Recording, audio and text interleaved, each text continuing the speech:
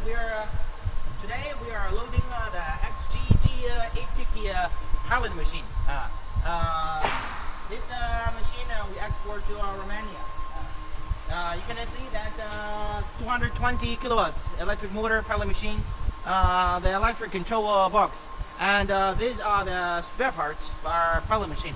And inside we also have the dust collector and grease loading lubricating system. Over here we have 90 kilowatts and 132 kilowatts XGJ850 pellet machine. With very good quality, and those equipment is for my domestic customer and abroad customer. Over here, these are the spare parts we prepared for our customer.